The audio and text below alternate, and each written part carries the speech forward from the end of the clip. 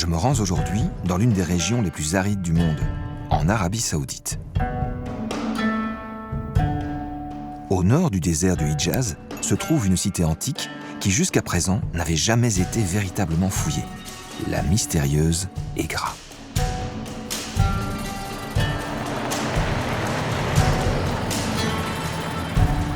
Pour rejoindre le site archéologique, il faut parcourir des kilomètres de désert.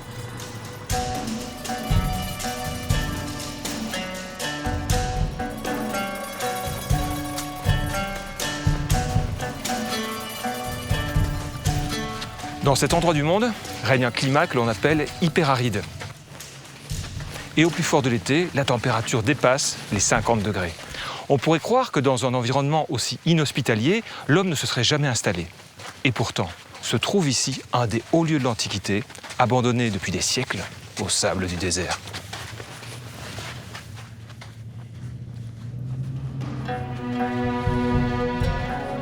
Dans ces massifs rocheux, des hommes de l'Antiquité ont laissé cette empreinte vertigineuse. Il s'agit d'un tombeau. Cette architecture est la signature d'un peuple de légende, les Nabatéens. Ce riche peuple de caravaniers, contemporain des Grecs, a régné en Arabie entre le IIIe siècle avant et le IIe siècle de notre ère. De tels tombeaux, Égra en compte une centaine. Mais de cette nécropole, perdue au milieu du désert, on savait peu de choses. Jusqu'à ce qu'en 2008, le site soit classé par l'UNESCO et que le gouvernement saoudien lance pour la première fois des fouilles d'envergure.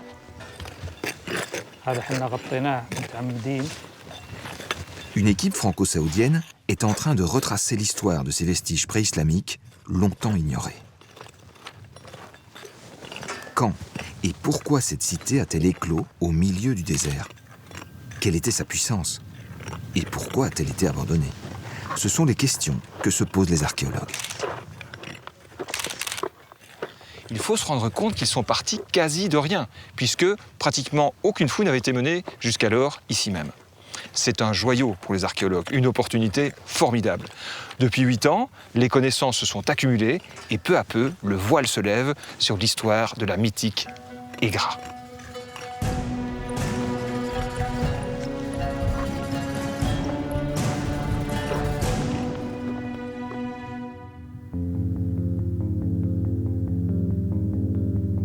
Quand en 2008, les archéologues obtiennent l'autorisation de fouiller ce site, ils ne disposent alors que d'un rare mais précieux témoignage.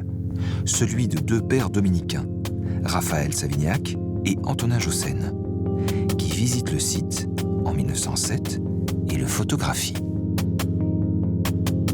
Leur voyage est compliqué, car le site est gardé par des hommes armés, et le contexte politique, opposant les tribus arabes aux Ottomans, est particulièrement tendu. En très peu de temps, ils immortalisent une partie des vestiges et font le rapprochement avec la capitale des Nabatéens, Pétra, à 500 km de là, dans l'actuelle Jordanie.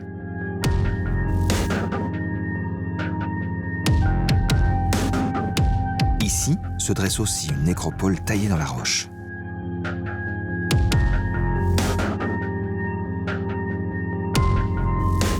Des tombeaux au style inimitable, dont on retrouve l'empreinte en Arabie Saoudite.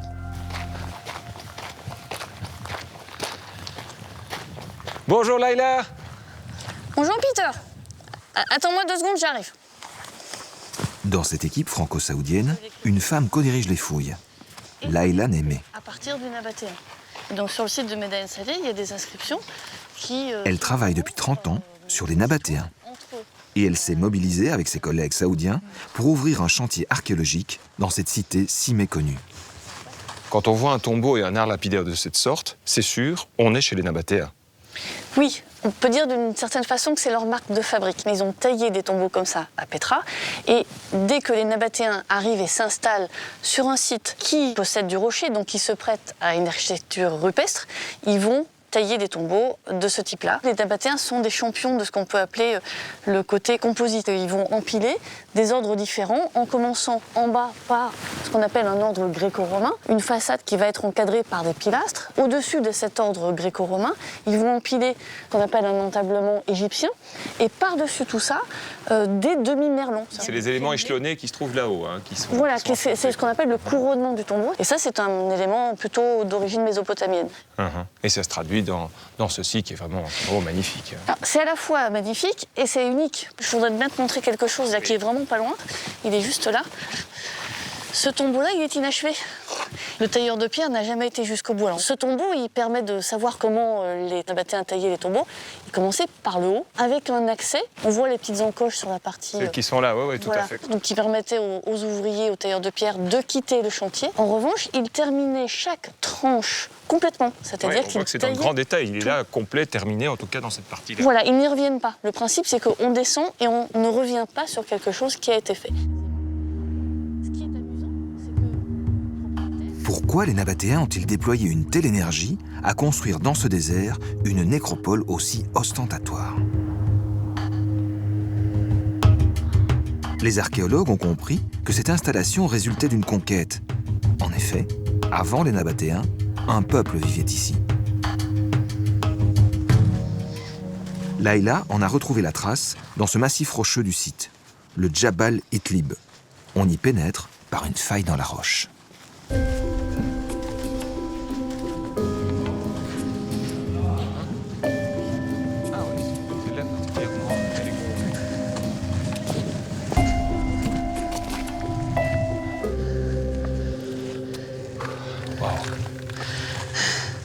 Les mots me manquent. C'est un écrin extraordinaire, hein, après le défilé où on était là comme ça, puis ça s'ouvre dans une perspective énorme. C'est un de mes endroits préférés, ou voire mon endroit préféré à Aigra. Et j'ai retrouvé il n'y a pas longtemps un groupe d'inscriptions. Je te propose qu'on aille en voir, qui sont pas très loin d'ici.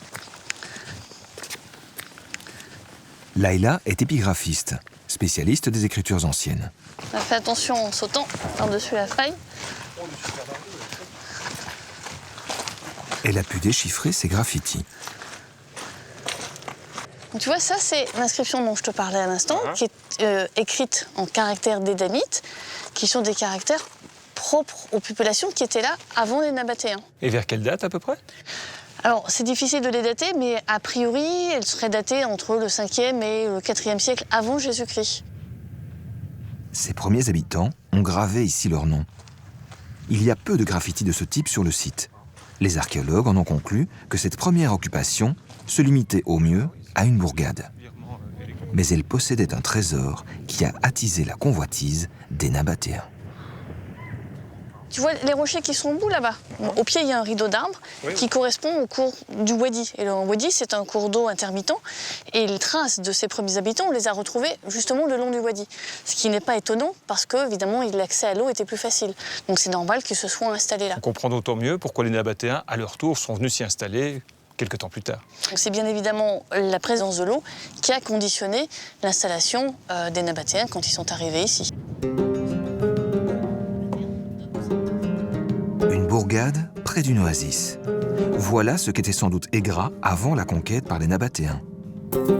Alors quand ces derniers ont-ils décidé de s'installer ici? Les archéologues savent, grâce aux textes antiques, que les Nabatéens parcourent ce désert depuis le IIIe siècle avant notre ère.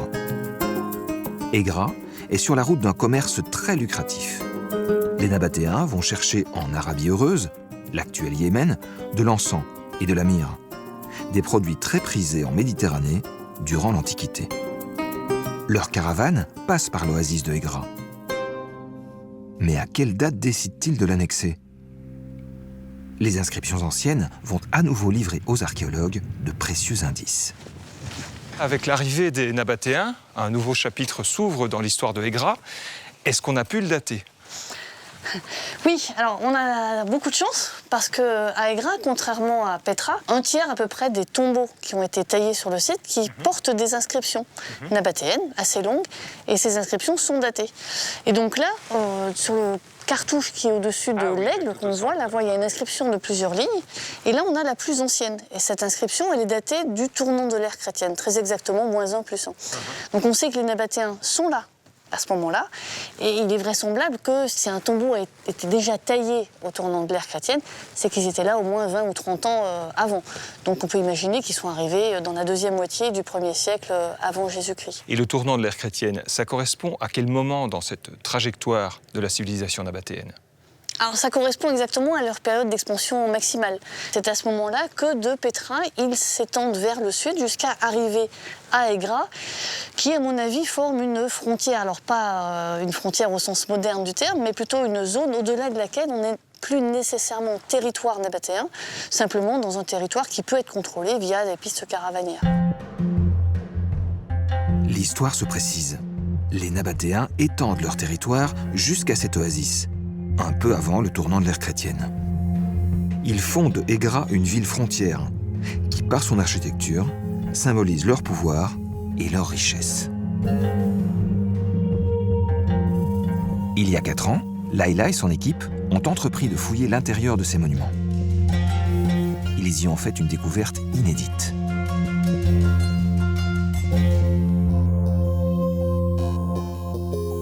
En dégageant le sable qui bouchait certains tombeaux, les archéologues ont mis au jour des vestiges jamais trouvés dans aucune autre tombe nabatéenne. Des squelettes, un coffrage en bois et des milliers de fragments organiques, du tissu,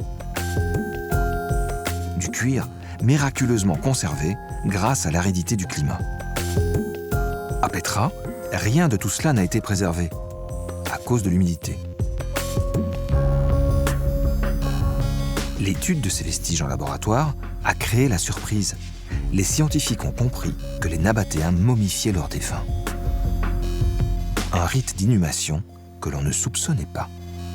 Le défunt, il est inhumé nu. On enduit son corps de résine. Donc tu en as des exemples ici, par exemple. Ah oui, ce sont ces traces noires. Voilà. Et ce matériau est destiné à retarder la décomposition des corps. Donc on peut effectivement parler de momie, mais pas de momification au sens égyptien du terme. Pas d'éviscération, voilà, il n'y a etc. pas d'éviscération, les organes restent en place. Et donc une fois qu'on a enduit le corps de cette matière, on l'enveloppe dans un premier linceul. C'est en poil, donc de la laine, et qui est teint en rouge. Et ensuite, on enveloppe le corps dans 2 autres enveloppes textiles, mais en mettant chaque fois entre chaque couche une couche de résine. Ah, okay. Une fois qu'on a ces 3 enveloppes, évidemment, il faut les attacher, parce que tout ça ne tient pas. Et donc, on a retrouvé les lanières. Formidable. Et celle-là est très très bien conservée. Voilà, celle-là est quasiment complète. On a les bordures de chaque côté. Et la cerise sur le gâteau, c'est qu'on a finalement découvert que le défunt, au moment où il était préparé, il n'était pas complètement nu. La première chose qu'on lui fait, c'est de lui mettre un collier de dattes autour du cou, assez large, donc qui pend légèrement sur le torse. Et comment on le sait ? Parce qu'on a retrouvé ce collier de dattes. Évidemment, les dattes, elles ont séché depuis 2000 ans. Tu peux me montrer ? Alors, voilà, il faut que tu t'approches un petit peu. Il y a 3 dattes. Et ce qui est assez extraordinaire, c'est que tu vois qu'autour des dattes, c'est du vide. Oui, en effet. Ça veut dire tout simplement que la date a séché. Et donc, quand elle a été mise dans le collier et autour du cou du défunt, elle était encore pulpeuse. Ça signifie que les Nabatéens souhaitaient accompagner les morts dans un au-delà par une offrande végétale. Et on peut imaginer qu'ils mangeaient les dattes dans la tombe. Mais voilà, donc c'est la première fois qu'on retrouve ce genre d'offrande végétale dans un tombeau nabatéen. C'est fascinant.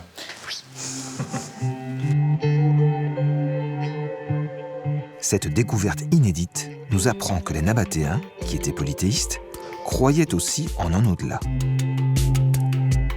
Emmailloté dans plusieurs couches de tissu, le corps était transporté dans un linceul de cuir vers son tombeau. Dans l'une de ces niches, le défunt commençait son dernier voyage.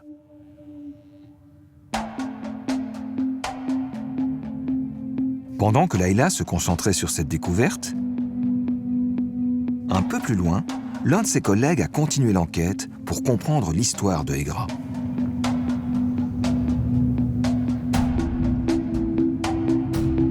François Villeneuve a cherché la cité des vivants. Il a voulu savoir quelle était l'ampleur de la ville des Nabatéens, quelle était sa puissance. Dans cette immense plaine, très peu d'indices. François a néanmoins retrouvé la trace d'un rempart. Hello François! Hello Peter! Beau poste d'observation, hein? Oui, On peut en oui, ça profiter. c'est magnifique ici. On peut vraiment dominer l'ensemble de la ville et avoir une bonne vision sur le rempart aussi. Je peux te rejoindre? Ah ben monte, monte, monte, tu vas voir, oui, c'est magnifique.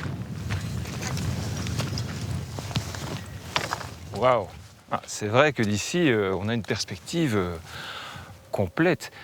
Cela dit, franchement, c'est assez amorphe, on ne distingue pas grand-chose. Comment est-ce que tu t'y es pris pour définir cette ville, pour identifier ses limites? Il y avait quelques espoirs et quelques probabilités qu'elle ait un rempart, comme la plupart des villes antiques, notamment dans cette région. Donc on s'est mis en devoir de chercher ce rempart, qui, comme tu le dis, est extrêmement arasé. C'est un rempart de briques crues, qui a été fait à l'époque nabatéenne, au 1er siècle. Et on peut en voir encore des vestiges au sol? On des en traces voit encore des vestiges au sol. Alors ici, justement, nous sommes bien placés pour les voir. Au premier plan devant nous, on voit des restes de construction en pierre. Et c'est la porte nord dans le rempart de la ville. Si on part de cette porte, on peut suivre assez facilement le rempart en appuyant le regard sur la trace de pneus de voitures. Et à ce moment-là, donc, le rempart refile direction sud-est, si tu veux. Et, François a identifié un rempart de 3 km. Il ceinture une ville de 52 hectares, pour une population estimée à une dizaine de milliers d'habitants.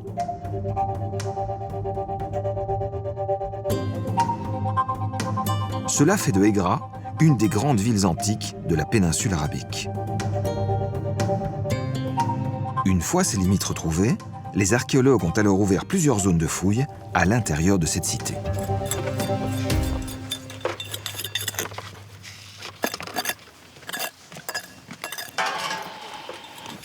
Les Nabatéens ont-ils mis autant de fastes dans leurs maisons que dans leurs tombeaux? Daïfallah Al-Tali est l'un des 3 co-directeurs de ce chantier archéologique inédit. Avec son équipe, il a dégagé cette vaste demeure et découvert, à l'intérieur, des témoignages d'une vie confortable. These are the objects you found. Oui, tous ces objets sont issus de la fouille. Ici, nous avons quelque chose d'unique. C'est un pot à cosmétiques. Les femmes l'utilisent dans leur vie quotidienne, pour leur beauté. Et nous avons retrouvé une influence nabatéenne, comme tu peux le voir.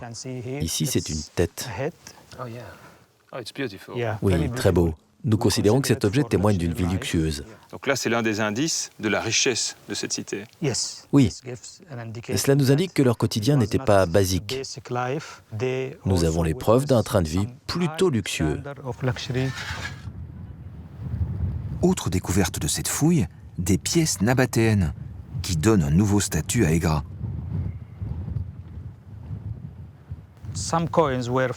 Nous avons retrouvé des pièces de monnaie sur lesquelles était écrit « Aigra » sur la pièce. Et vu la taille des monnaies qui ont été retrouvées sur place, nous pensons qu'ils frappaient leurs pièces ici, à une certaine époque. Ce qui est un témoignage supplémentaire de la puissance de cette cité. Certains historiens disent que Aigra était la 2e capitale des Nabatéens. Petra au nord et Aigra au sud. Les archéologues connaissent désormais mieux cette ville clé pour les Nabatéens. Mais il leur reste une dernière énigme à résoudre. Quand ce site a-t-il été déserté? On a longtemps pensé que l'histoire de Aigra s'arrêtait au début du IIe siècle, car on sait qu'en 106, Petra tombe aux mains des Romains et que le royaume des Nabatéens périclite. Une chronologie confirmée par les tombeaux. Le dernier est construit en 75 de notre ère. Ensuite, plus aucune trace des Nabatéens. Aigra a-t-elle été abandonnée? Pas si sûr. La fouille de cette porte du rempart ouvre un nouveau chapitre totalement méconnu de l'histoire de la ville. Tu vois ici, on regarde vers la ville. Le centre de la ville est là-bas, là où il y a ces gros rochers. On a une grande entrée, tu vois, avec un seuil. À droite, une maçonnerie de pierre, à gauche, une maçonnerie de pierre. On conçoit bien qu'on a affaire à une porte de ville, mais ce qu'on n'attendait pas du tout, c'était la découverte d'inscriptions en latin. Et d'inscriptions militaires en latin.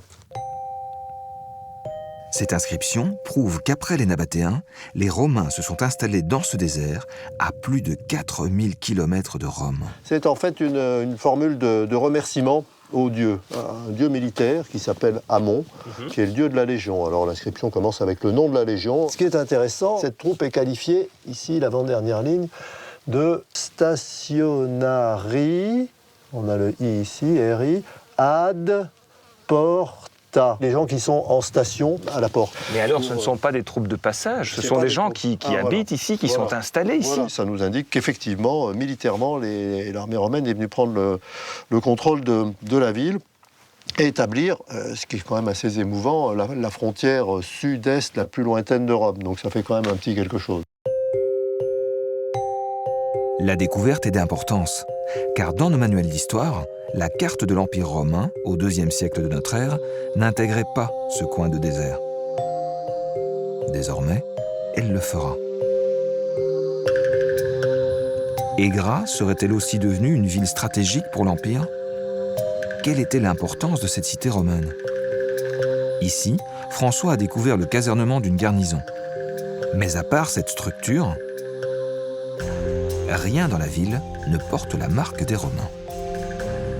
La grande surprise pour moi qui fait de l'archéologie romaine de par le monde, c'est de voir que cette ville, qui est grande, 50 hectares, un peu plus, ne contient aucun élément d'urbanisme romain. On ne voit ça nulle part dans la totalité de l'Empire romain. Tout le monde sait bien, les Romains, ça veut dire un urbanisme en quadrillage, ça veut dire un forum, ça veut dire un théâtre, un hippodrome, parfois un amphithéâtre. Et on n'a pas ces éléments-là ici. Tout cela, il n'y a rien. Est-ce qu'on pourrait dire que les Romains n'ont pas tellement investi ici à Égra en raison de son éloignement? On est aux confins de l'Empire, des conditions difficiles. Oui, ça me paraît certain. Ils ont du mal déjà à assurer la jonction avec les villes qui sont plus au nord. On peut penser qu'à un moment donné, ils ont songé à un poste avancé sur la route d'une conquête encore plus loin vers le sud, et que cet objectif paraissant irréaliste, désespéré, ils ont laissé la garnison le temps où ils avaient suffisamment de force, et qu'au IIIe siècle, époque de grande crise pour l'Empire, ils l'ont rapatrié pour se consacrer à des choses plus importantes.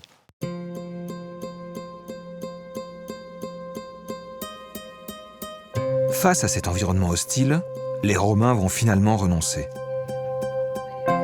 Des monnaies, retrouvées en fouilles, ont permis de dater la fin définitive de leur présence. La plus tardive date du milieu du IVe siècle. Les dernières fouilles montrent que dans cette ville abandonnée, une poignée d'habitants, peut-être une tribu arabe de la région, a continué à vivre pendant un siècle. Puis Égra est retourné à la solitude du désert.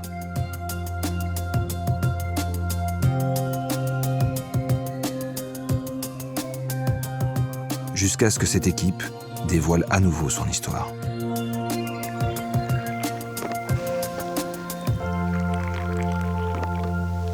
تفضلي. شكرا ضيف هذا الله. مخصوص. شكرا. I will take for myself also. Thank you. Comment est-ce qu'on dit santé? صح. L'histoire d'Égra, c'est vraiment éclairé, avec un chapitre pré-nabatéen, village local, et puis ensuite une province très importante du royaume nabatéen, et puis l'arrivée des Romains. Et qu'est-ce que vous attendez pour le futur? Déjà, il reste énormément à apprendre. Nous sommes sur une grande route caravanière, l'autoroute caravanière d'une partie du Moyen-Orient. Pour l'instant, nous avons très peu vu les dromadaires, les chameaux, les endroits où ils s'arrêtent, les caravansérails s'il y en a. Donc c'est une piste de recherche vers laquelle on aimerait bien se tourner un petit peu. And you, Daifala, what are your personal feelings about this collaboration and this project? You know, Saudi Arabia is. Tu le sais, l'Arabie saoudite est un très grand pays avec différentes cultures. Et c'est bien de voir un autre passé, un autre pan de l'histoire de l'Arabie saoudite. Et je pense que ce projet peut servir d'exemple sur comment on peut collaborer, bien collaborer pendant plusieurs années et avoir de bons résultats. Good way of cooperation. Inch'Allah. Inshallah. Yes.